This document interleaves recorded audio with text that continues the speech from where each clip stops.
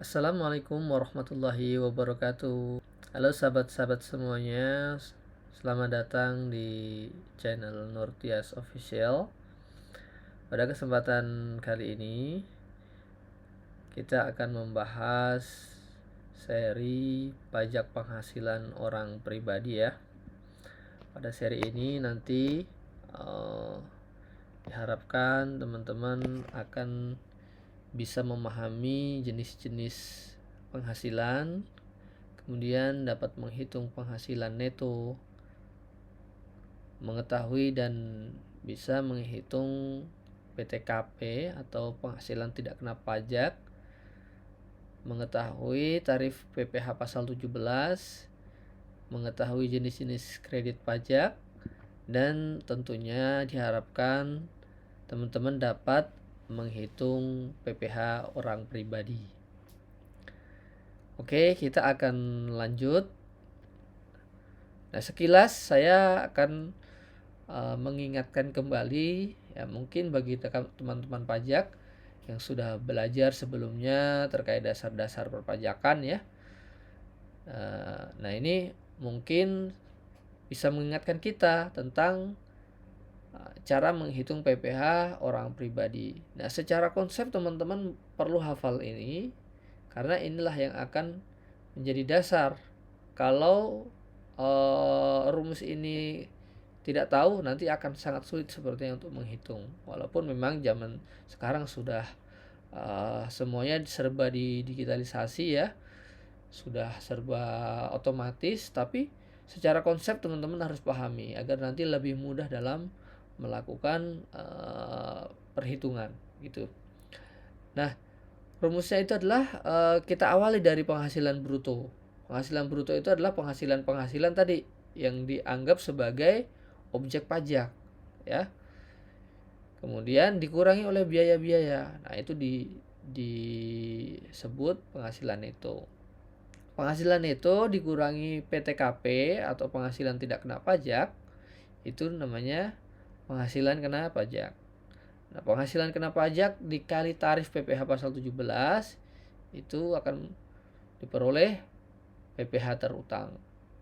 Dan PPh terutang dikurangi kredit pajak itu akan diperoleh PPh kurang bayar, nihil, atau lebih bayar.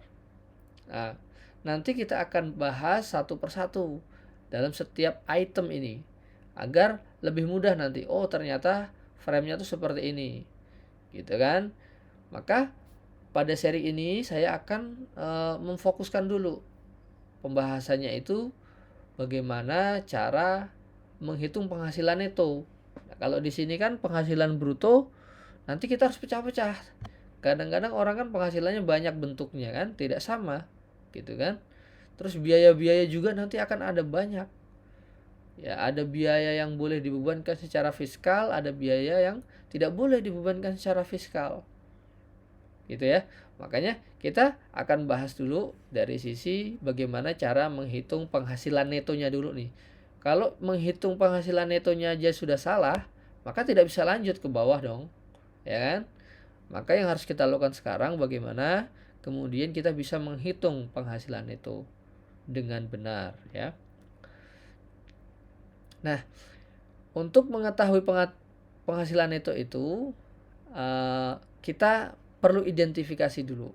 Nah, saya di sini mengelompokkan bahwa penghasilan itu teman-teman bisa bagi ke dalam tiga kelompok. Nah, ini diatur di dalam Undang-Undang PPh nomor 36 tahun 2008 sebagaimana telah diubah terakhir dalam Undang-Undang HPP ya. Nah, itu teman-teman bisa kelompokkan. Itu kalau kita rangkum, kalau teman-teman baca dan rangkum akan didapatkan tiga kelompok ini. Pertama itu ada di dalam pasal 4 ayat 1. Nah, penghasilan ini yang ada di dalam pasal ini adalah penghasilan yang bersifat non final. Ya. Penghasilan yang dikenai pajak non final, bersifat non final. Maksudnya non final itu apa? Maksudnya pajak ini nanti akan diperhitungkan dalam SPT tahunan. Nah, dalam SPT tahunan ini tadi ya. Nah, akan dihitungkan di sini. Gitu. Kalau penghasilan yang sifatnya final, sebagaimana dalam pasal 4 ayat 2, maka penghasilan ini tidak diperhitungkan di dalam perhitungan ini. Ya, karena bersifat sudah final, tapi di dalam SPT tahunan tetap harus dilaporkan. Nanti ada kolom khusus untuk penghasilan final, gitu ya. Dan yang ketiga, ada yang bukan objek pajak. Jadi penghasilannya itu bukan objek pajak. Kalau bukan objek pajak artinya apa? Artinya tidak dipotong pajak, gitu ya. Tapi tetap harus dilaporkan juga di dalam SPT tahunan, gitu. Nah, tiga inilah yang harus kita pahami teman-teman, ya, bahwa penghasilan itu harus kita kelompokkan dulu, harus kita identifikasi apakah dia masuk penghasilan non final, apakah dia masuk penghasilan final, apakah dia penghasilannya bukan objek pajak. Nah, kalau kita sudah bisa mengidentifikasi ini, nanti ini meminimalisir terjadinya kesalahan dalam menghitung penghasilan kena pajak. Nah, kita lanjut ke non finalnya tadi ya. Nah, non final tadi itu kita pecah atau kita kelompokkan lagi menjadi 4. Ya, ini untuk memudahkan dalam mengingat kita ya. Jadi pertama kita akan fokuskan dulu ke penghasilan dari usaha atau pekerjaan bebas. Ya. Nah, ini penghasilan dari usaha atau pekerjaan bebas. Nah, kita asumsikan teman-teman sedang menangani misalkan klien ya. Dia punya usaha atau pekerjaan bebas. Kita akan mulai dari usaha dulu. Misalkan dia menjalankan sebuah usaha perdagangan gitu misal ya. Nah, maka yang harus kita lakukan apa? Yang harus kita lakukan adalah kita melihat dulu omset tahun lalu. Nah, ini omset tahun lalu ya. Kalau omset tahun lalunya itu di bawah 4,8 miliar, maka ada dua kemungkinan. Ya, defaultnya itu kalau di bawah 4,8 itu dia akan dikenai pajak final sebenarnya ya. Sebagaimana diatur dalam peraturan pemerintah nomor 23 tahun 2018 ya. Sekarang sudah diperbarui, sudah dirubah dalam peraturan pemerintah nomor 55 tahun 2022 ya. Nah, kalau omsetnya di bawah 4,8 itu boleh melakukan pencatatan ya. Boleh melakukan pencatatan. Gitu ya. Dan dikenai PPh final. Gitu kalau omsetnya di bawah 4,8. Tapi boleh nggak melakukan pembukuan? Boleh. Ya. Itu opsional ya, di bawah 4,8 itu opsional. Boleh melakukan pembukuan tapi harus mengajukan terlebih dahulu. Gitu ya. Harus mengajukan terlebih dahulu. Biasanya ketika membuat NPWP badan itu di awal itu akan dimintai itu keterangan bahwa mau pakai tarif umum. Kalau baru kan belum ada omset tahun sebelumnya kan, otomatis ya dia defaultnya ke PPh final sebenarnya. Nah, ini nanti akan kita bahas khusus nih terkait PPh final UMKM ya. Tapi kalau dia omsetnya dia baru gitu, misalkan ingin dikenakan PPh umum ya berdasarkan pasal 17 ya. Tarif umum berdasarkan pasal 17 yaitu dia harus mengajukan pada saat pembuatan NPWP atau dia misalkan sudah tahun berlalu, tahun pajaknya sudah ada, tahun sebelumnya sudah ada omset, ya dia bisa mengajukan melakukan pembukuan.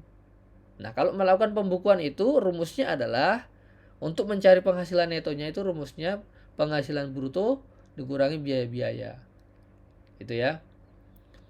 Nah, itu kalau omsetnya di bawah 4,8 dia boleh pencatatan atau boleh pembukuan. Nah, kemudian kalau usahanya itu omset tahun lalunya di atas 4,8, maka dia wajib melakukan pembukuan. Gitu ya. Wajib. Nggak boleh milih pencatatan, nggak boleh. Kalau sudah di atas 4,8. Selain itu juga, dia juga wajib dikukuhkan sebagai pengusaha kena pajak nantinya ya. Nah, rumus untuk memperoleh penghasilan neto jika wajib pajak orang pribadi itu melakukan pembukuan, maka rumusnya adalah penghasilan bruto diambil biaya-biaya. Gitu ya. Nah, kemudian kita masuk ke kalau wajib pajak orang pribadinya menjalankan pekerjaan bebas. Kalau menjalankan pekerjaan bebas, maka kita lihat juga omsetnya. Kalau omset tahun lalu itu di bawah 4,8, maka defaultnya itu sebenarnya kalau pekerjaan bebas itu defaultnya pembukuan. Ya, tapi boleh dia melakukan pencatatan juga, tapi harus mengajukan. Nah, ini saya tandain ya, kalau ada gambar ini, gambar ampau ini ya. Itu artinya harus mengajukan. Boleh melakukan pencatatan tapi harus mengajukan dulu. Ya. Harus mengajukan dulu. Nah, nanti untuk teknisnya seperti apa kita akan bahas-bahas di bab berikutnya. Nah, kalau omset tahun lalu di bawah 4,8 dan melakukan pembukuan, ya rumusnya sama seperti tadi ya. Untuk mencari penghasilan neto itu adalah rumusnya penghasilan bruto dikurangi biaya-biaya. Kalau pencatatan, nah ini agak sedikit beda nih. Kalau pekerja bebas dia melakukan pencatatan, maka dia harus menggunakan norma perhitungan penghasilan neto atau sering disebut NPPN. Gitu ya. Nah, norma perhitungan penghasilan neto ini nanti bentuknya dalam bentuk persentase dan dibagi ke dalam kelompok. Nanti ada 10 provinsi lainnya sama provinsi tertentu gitu nanti ya. Nanti kita akan bahas bab ini di sesi lain.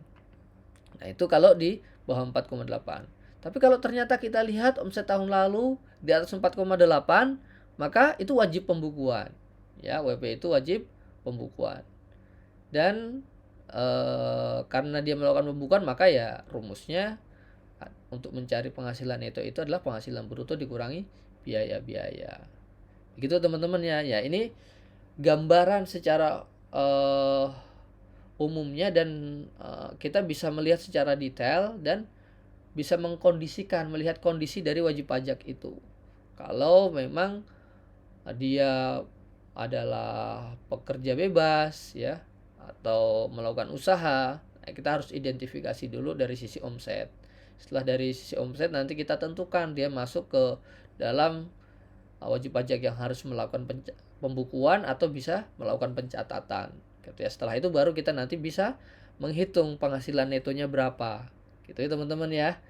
Nah, ini tadi berkaitan dengan penghasilan non final yang bersumber dari usaha atau pekerjaan bebas. Nah, gimana teman-teman? Sampai sini sudah paham belum? Nah, kalau belum paham coba nanti diulangi dan coba dicerna secara pelan-pelan. Kemudian nanti sampai sini dipastikan teman-teman harus paham dulu, karena nanti kalau dari sini salah, ya ke bawahnya akan salah. Tadi kita belajar sudah melihat sekilas tentang cara menghitung PPh orang pribadi ya. Itu salah satunya adalah kita harus bisa mencari angka atau penghasilan netonya dulu. Nah, mungkin teman-teman cukup sekian dulu untuk sesi ini. Kita akan lanjutkan ke sesi berikutnya.